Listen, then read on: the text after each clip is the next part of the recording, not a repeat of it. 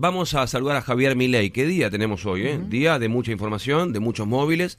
Y vamos a charlar con Javier Milei, diputado de la Alianza Libertad, para preguntarle cómo está viendo el panorama. Recién terminó la reunión del PRO y hay 3 candidatos. Sí, se adelantan lo que son las discusiones de candidaturas, ¿no? Con un Javier Milei que también quiere ser candidato a presidente a 7 meses del cierre de listas. Javier, ¿cómo te va? Buen día.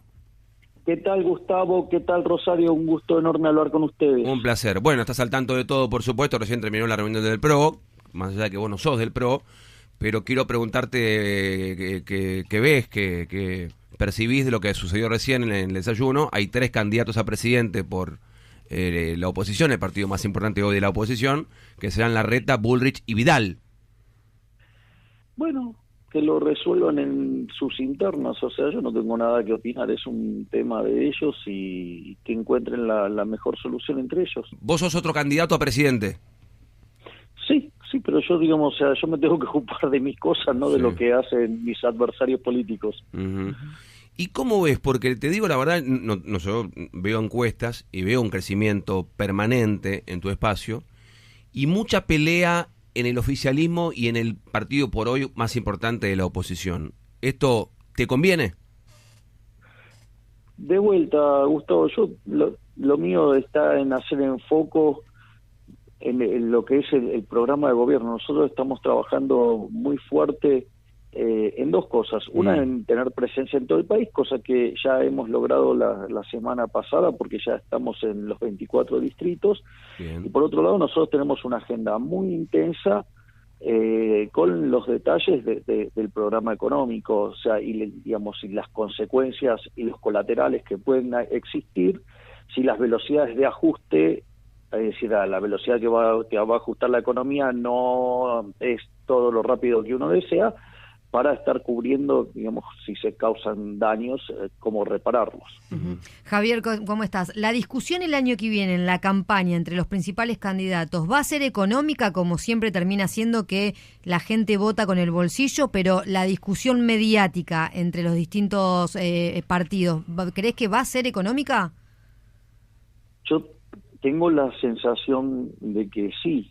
Básicamente porque los niveles de inflación que tenemos son verdaderamente agobiantes. Hoy la tasa de inflación ronda en torno al 100% anual, el modo que viene viajando, y Argentina tiene un problema grave en esta situación, porque si me toman el punto, digamos, o sea, porque pueden no tomarlo, pero digamos, o sea, pero para poder hacer la explicación, al menos desde mi punto de vista.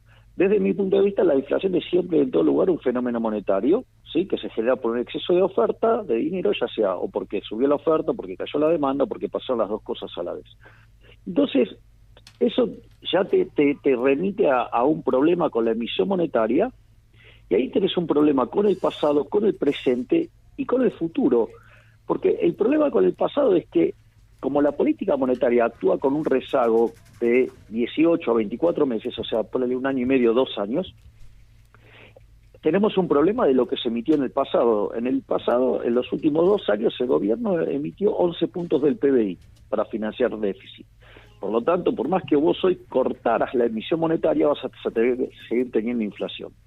El otro problema que tenés es con la emisión presente, ya sea la emisión para financiar el déficit fiscal, la emisión para financiar delirios como el dólar soja y ese tipo de cuestiones que están impactando hoy, pero que van a impactar de acá a 24 meses también. Y el otro problema es con la inflación futura, que tiene que ver con este tema de lo que se llaman las LELIQs, que básicamente es que cuando el Banco Central emite para financiar al Estado, ese dinero después lo trata de rescatar vía un instrumento de estabilización que se llama LELIQs, y que hoy está pagando una tasa del 100%, 107 para ser exacto. ¿Cuál es el problema con esto? Que eso es emisión monetaria futura. Uh-huh. Entonces, yo tengo una base monetaria, y ahora voy a cuantificar la naturaleza del problema. Yo tengo una base monetaria hoy, pero en LELIQs tengo 2 bases monetarias, es decir, tengo la posibilidad de triplicar la cantidad de dinero, por decirlo de alguna manera. Pero además, como si esto fuera poco, paga una tasa de interés del 100%, por lo tanto esas 2 LELIQs respecto a la base se va a hacer 4.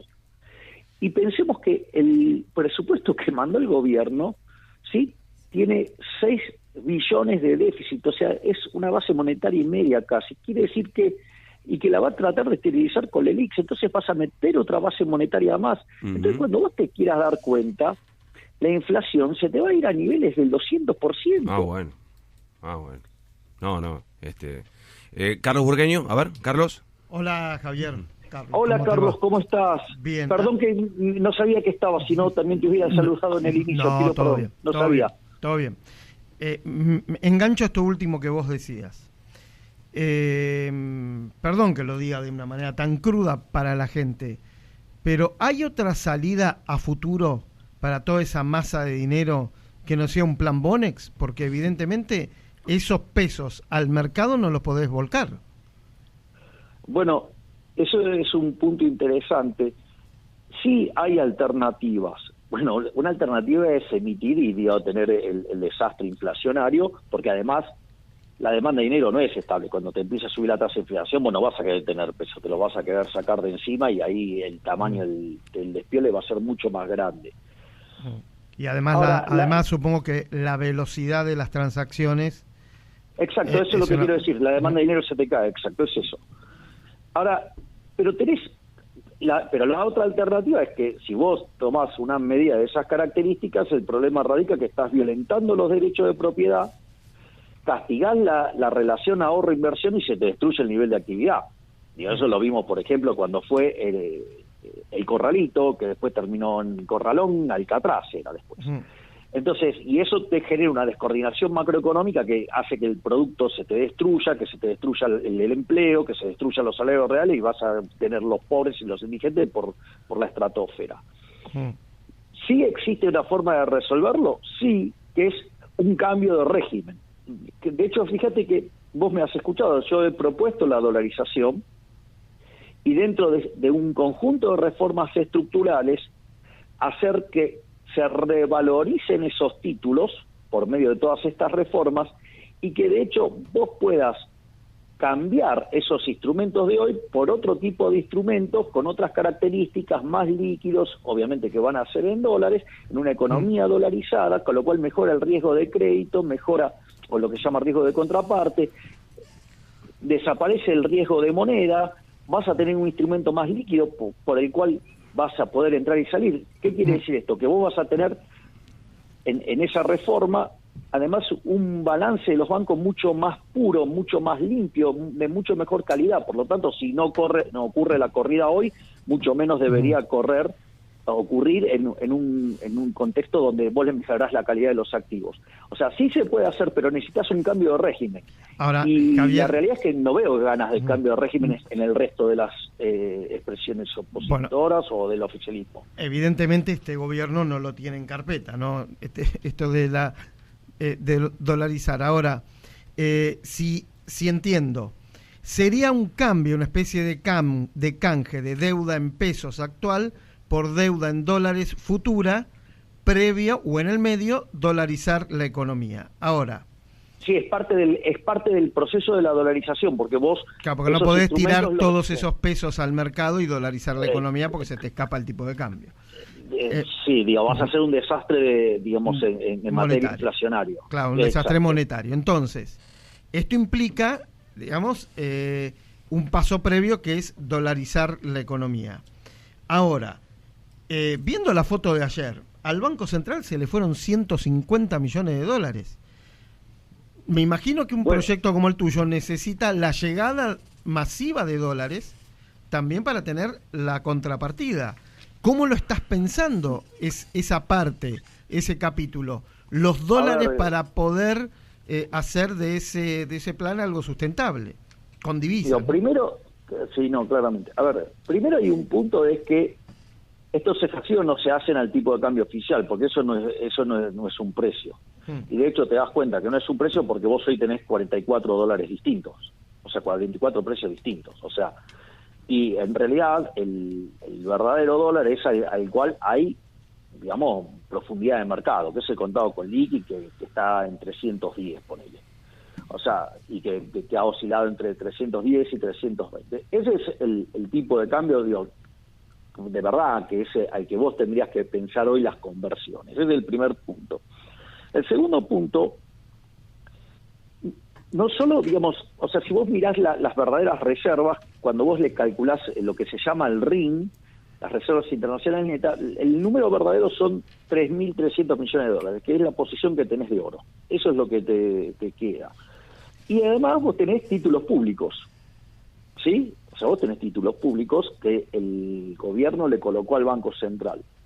Entonces, parte de esos títulos públicos vos los tenés que, o sea, vos vas a ir en un esquema de dolarización, esos títulos públicos, que muchos de hecho están denominados en dólares, pero no son transferibles, vos esos títulos los tenés que pasar a unos nuevos títulos, donde parte de esos títulos vas a pagar la posición de las LELIQs. Y el resto de los títulos, vos tenés que usar el resto de los títulos más las reservas internacionales netas, llamemos la posición de oro, para rescatar la base monetaria. Hoy la base monetaria oscila entre 13.000, ¿sí?, al tipo de cambio paralelo, entre 13.000 y 15.000 millones de dólares, según. Entonces, quiere decir que vos teniendo 3.000 millones de oro, tenés que rescatar entre 10.000 y 12.000 millones de dólares de base monetaria. Y eso, en rigor, con la posición de los títulos públicos, cotizando al 20%, lo podés hacer. Es decir, vos entregarías esos títulos públicos nuevos, los podés, yo la idea es un bono que, esto es muy técnico, que es lo que se llama un putable. ¿Sí? Entonces yo te entrego un bono, pero a determinado nivel de recuperación del precio, te lo ejecuto y me lo vuelvo a quedar, ¿me comprendés? Que eso, porque eso, ¿qué es lo interesante? Que vos podrías dolarizar y también podrías bajar deuda. Entonces, en ese sentido, esa operación financiera, además, para que el que participe puede ganar mucho dinero. ¿Por qué? Porque los bonos argentinos cotizan al 20%.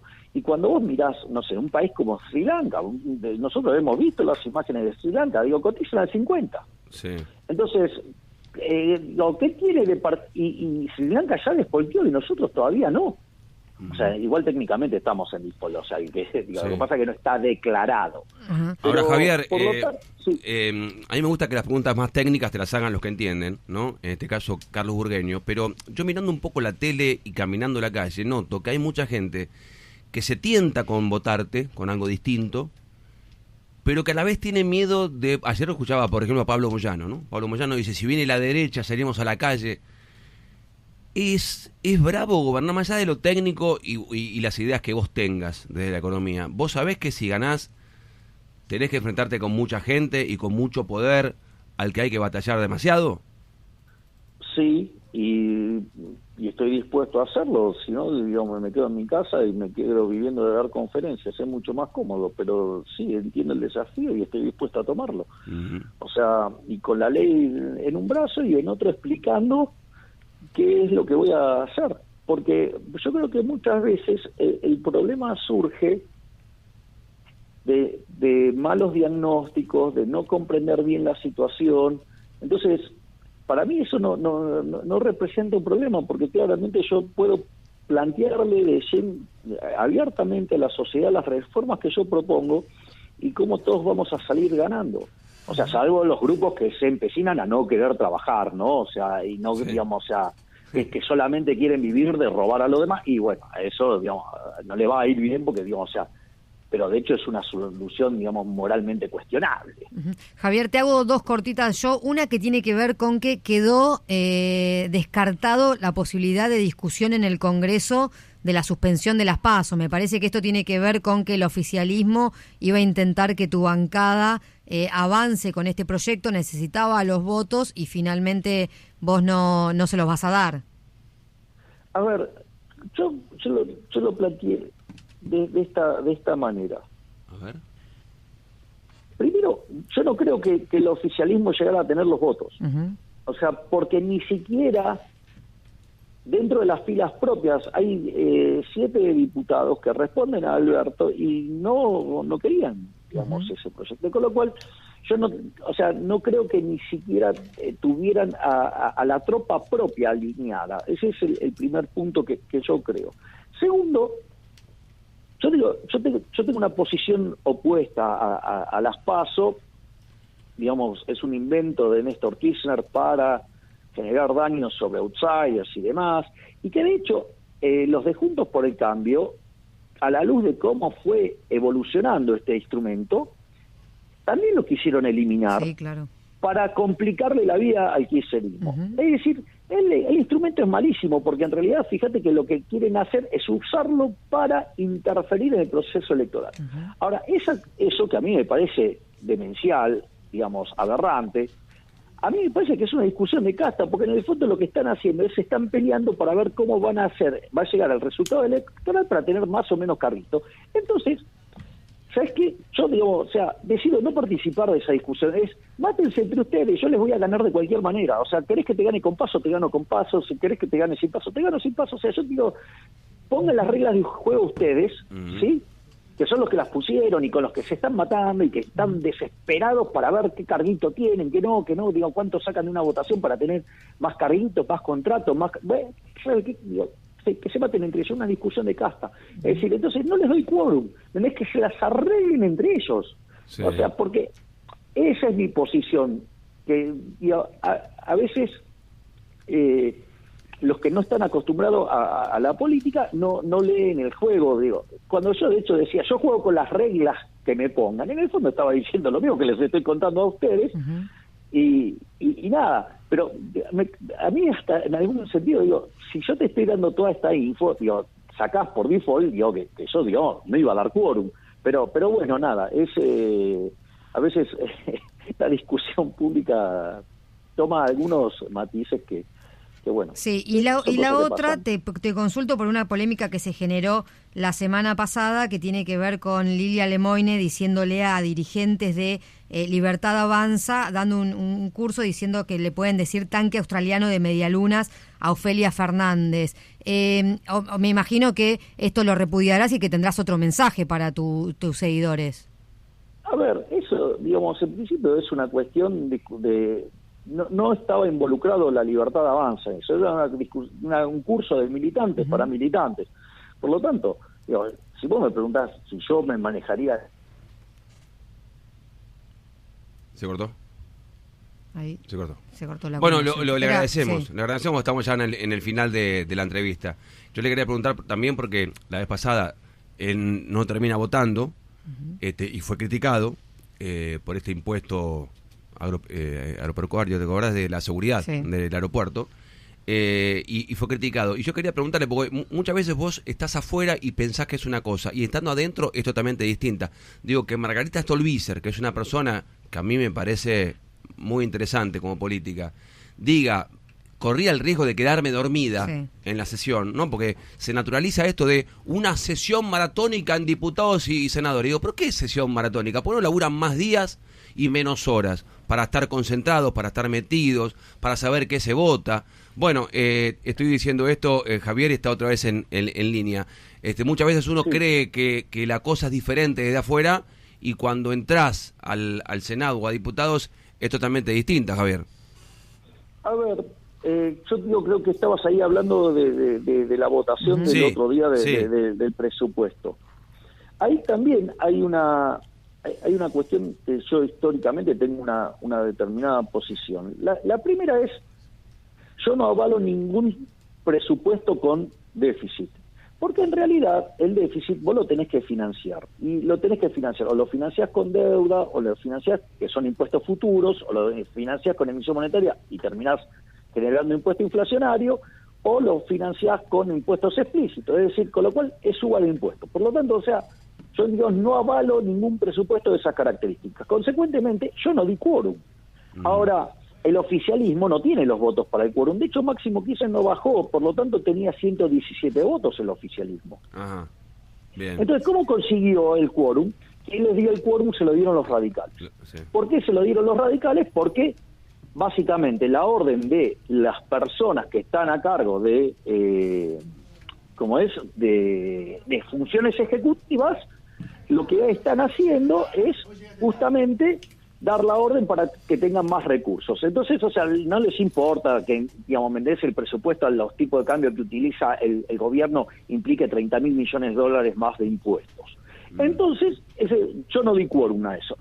el quórum se lo dio justamente los radicales. Sí, De hecho, el propio Martín Tenaz dijo, la discusión del quórum nunca existió. Claro. O sea, nunca estuvo baja, o sea, que con lo cual ya lo tenían decidido. ¿Por qué? Porque se trata de plata. No solo eso, fuimos a la discusión, de hecho, fíjate, la torta de guita que recibió vía la UBA Jacobiti, Sí. o sea, el socio de Lustó, o sea, Tetaz, ¿me comprenden? O sea, Sí. está claro, digamos, o sea, el reparto de regalos que dejó Massa en eso. Entonces fuimos a la votación. Cuando vamos a la votación, esto es tremendo, digo, para que se den una idea. Los que votamos en contra del presupuesto perdimos 180 a 22. Claro. Sí, sí. Entonces la pregunta es, Gustavo, si la votación salió 180 a 22 y el oficialismo tenía 117 votos, ¿me querés decir de dónde aparecieron los 63 restantes? Se los dio Juntos por el Cambio. Sí, no sí. solo eso, sino que es el presupuesto más votado de los últimos 20 años. Y después vienen a hacerse los héroes, ¿no? Digo, por el tema de la tasa, digamos, la tasa de seguridad, que son 250 pesos en 600.000, pero con lo cual estamos hablando de un número verdaderamente irrisorio. Pero fíjate esto, porque esto es lo más grave. El punto es que uno de los propios de Juntos por el Cambio, que es Amaya, votó a favor. Entonces salen a acusar, en este caso me acusaban a mí, cuando en realidad había un montón que no estaban, Sí. y salieron a acusarme a mí cuando uno de los propios de ellos votó así. La tasa se debería llamar tasa Amaya si es por eso. Y Sí, además sí, yo tengo una posición desde lo moral, o sea, yo digo, mi posición es, mira, yo hice la de Ulises, me abracé al palo mayor, ese palo mayor se llama moral. Y sí, bueno, entonces alguna decisión te va a gustar. Si yo digo, voto en contra, yo no me quedo en la discusión en particular, ¿sabes por qué? Porque ahí es donde está la runfla, ahí es donde está la corrupción, Sí. es ahí donde aparecen estos negociados que a la gente le revienta. Bueno, aparecen ahí, por eso les gusta tanto a los diputados toda esa parte, y porque es ahí donde chorean. Sí, se dio a conocer la lista de los que no habían votado. Javier, se me pasó la hora de las noticias. Gracias siempre por atendernos. Te mando un gran abrazo. No, por favor, un placer enorme. Gracias Chao, viejo, a ustedes. chao. Javier Milei, diputado de la Libertad de Alianza. ¿Querías aportar algo más? Burgueño, antes de las noticias. Cortito, muy cortito. Primero quiero aclarar, no estoy a favor de la dolarización, ¿no? Sí. Creo que ya lo hice público. Vos lo dijiste, sí. ¿No? Pero cada vez que puedo le pregunto a Milei sobre cómo lo haría. Te voy a decir una cosa.